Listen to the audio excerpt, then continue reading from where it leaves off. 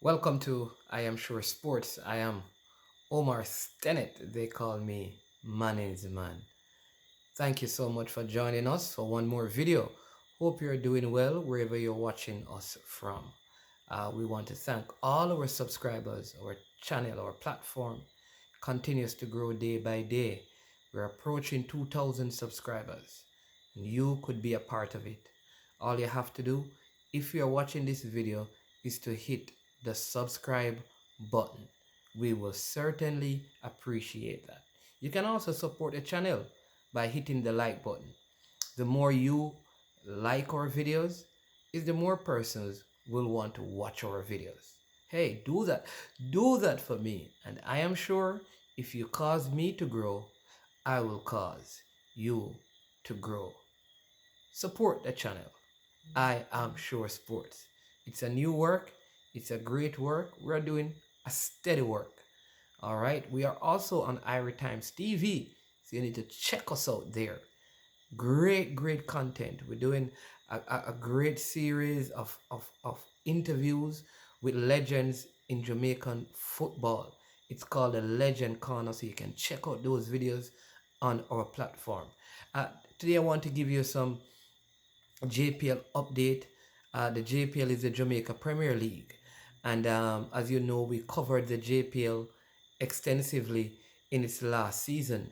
And so, as updates come up, we will come online and give you some updates as they're in a time when players may be able to move from one club to another if they are free agents, because the official transfer window is not opened yet. But if you're unattached, you can join a club. And so the first bit of news we want to share with you is that Paul Tegat Davis, we did an interview with him recently. Paul Tegat Davis is moving to Arnett Gardens Football Club. So a couple of things you need to know about this move. Number one, Paul Tegat Davis was recently released by Mount Pleasant, who replaced him with Wally Downs. Wally Downs is from the United Kingdom, and he's coming out of Wimbledon FC. I think FC Wimbledon is their name.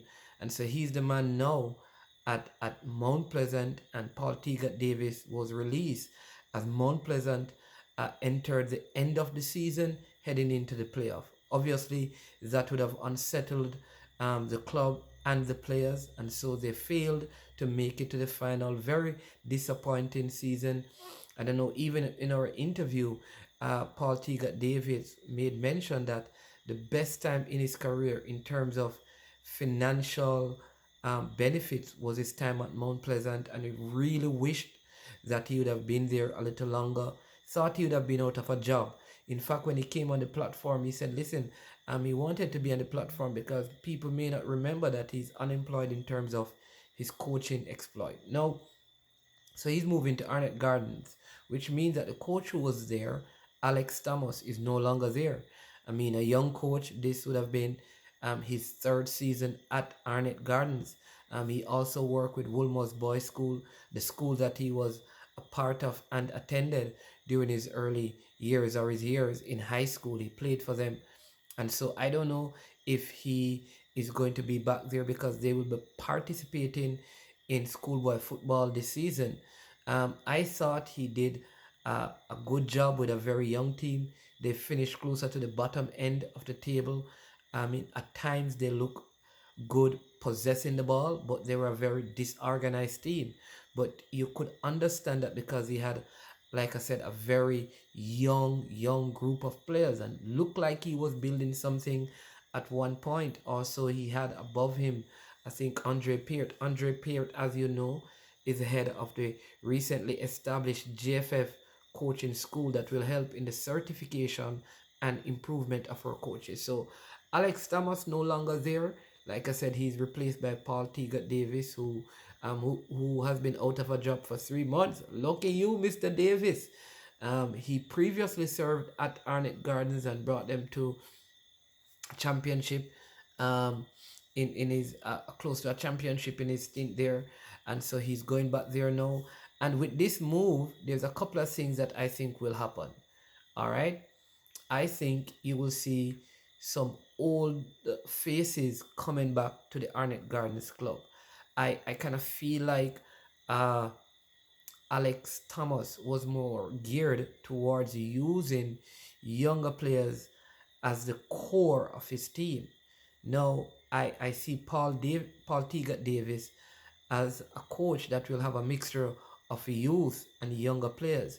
So you could see players who were away in the last edition of the JPL, away meaning they probably were in the States, that they would be coming back and be involved again in this Arnett Gardens team. Look out to see probably if a Visional Harris will go back there, if a Kemal Malcolm's contract expires over there in El Salvador, if he will come back.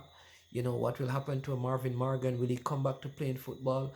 And there are so many other Arnett Gardens players who you never saw. Fabian Reed, you never saw him at any point of the season. Could this mean that they bring in some of these older players to kind of merge with the good crop of young players they have? They have a good group there. So as thing progresses, we want to give you more details on that and updates on that. So we want to say a big congratulations to Paul Tegat Davis in securing a job. Lucky you.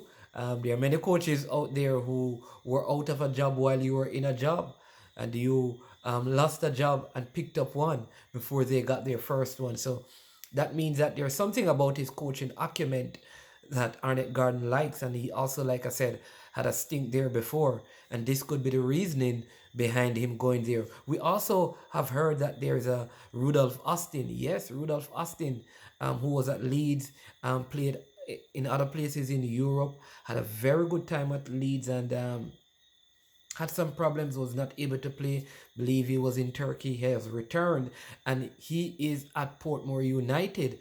And Portmore United, they also have a new coach. As you know, Ricardo Gardner was their coach, and he had to leave also close to the end of the season. That affected Portmore United. I think that affected them tremendously, and they did not progress to the playoffs for the first time in a very, very long time. They had an interim manager there, but Lenny Hyde is now back there. Rudolph Austin is one significant transfer, or one a free agent that they have added. He will bring some steel to what was a very weak midfield, especially when they were playing without Sigil Knight. Very weak midfield. Shavani Willis didn't have the best of season. He looked to have been overweight and unfit. So hopefully you will see them rebound, having missed the playoffs, like I said, for I can't recall Portmore ever not making the playoffs. So this was it sent shockwaves through the ardent fans of the local football. And so Rudolph Austin is back there. Lenny, they call him the teacher Hyde, is in Portmore. He also coaches at Clarendon College. What does this mean? He has a connection with many of the players there. He, for example, would have worked with Omar Reed, Shandy James, and others. Could this also mean that you could see other players aligned to Portmore in the past returning to help with what is happening, help with the rebuild or the reconstruction of the Portmore United team? Close to the end of the season, they had released like 10 players. So I think there's a little rebuild going on, but I don't see Portmore as one of those teams who are real building so seriously that they are going to miss out. I don't see that happening. I see them coming and being competitive. Look out for Cavaliers. Um, I hear things going on that there could be additions there in the goalkeeping department, and maybe it's not someone local. There could be some other youngsters from other academies also joining the ranks of Cavaliers. You just don't know. Look out for what Mount Pleasant will be doing. Wally Downs, he was away. I don't know if he's back. Most of these teams, they started their training this week. So very interesting times in the JPL. One of the things that has broken also this week concerning the JPL is that monies that were supposed to be allocated to some of the teams from the completed season, some of those monies have not been given over to the teams. We don't know if it is that the monies are with the sponsors, or it is with the JPL, or it is with the JFF, why it hasn't gotten to some of the clubs. We don't know how many clubs, we don't know what amount of money, we don't know what stage the disbursement is at. If it has been disbursed from the sponsors, like I said, to the governing body for the league, the JPL, or if that has to go through the coffers of the JFF, and there is a process that it needs to go through. But this doesn't sound really, really good to have heard that over 200 million and clubs are restarting their season and there's monies outstanding. So whoever it is, what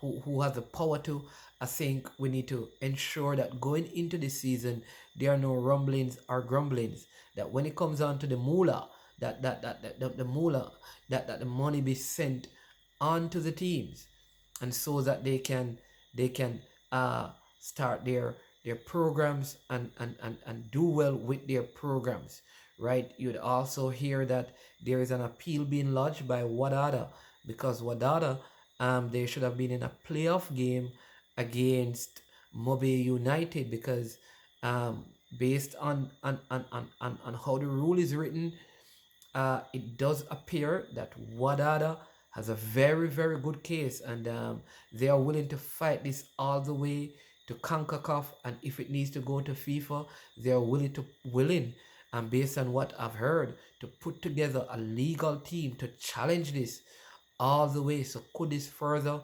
delay the league? Will they remove Mobile United, add Wadada? Will there be a game, or will they just add one team? What we heard is that there will be 2 seasons without relegation, and 2 teams will be added to make it up to 14. Could it be a case where both teams are added and bring it to 13, and then in the next edition you eliminate one and bring up three, or you do something like that, so you can get it back to 14 teams, or you eliminate two and bring up three, which would bring you to 14 teams, and then there you have it, you have your 14 team league. But the problem with that is, if that happens, you're going to have what is called a tier 1, and the tier 1 idea sounds good, but it could be a detriment to football, because there will be no relegation. And if there's no relegation, what is going to happen in the lower tiers if enough monies are not in it? So interesting times for the organizing committee of the JFF and the JPL as to what is the way forward. But yeah, that's the big news. Paul Tegat Davis back into the jungle to rumble for another season. Alex Thompson has been whooshed out of there. Looks like he's going to focus on schoolboy football. Don't know. Lenny Hyde has as a teacher has gone to class to teach in Portmore, and he has brought back the old Austin. Well, Rudolph Austin, that is not the car, but vintage car, vintage player, because he's a little old. Could this also open the door for him to be in the national team? People, don't even think about it. What did I say? Don't even Rudolph, Rudolph, Rudolph Austin. Don't even harbor the idea, the slightest idea of going into the national team. My friend, give it up, Rudolph. Give it up, Rudolph. But he's the same age as Anthony Grant. I don't even want to think about it. But I am sure that by the time he gets ready, the campaign could be over. We will see about that. I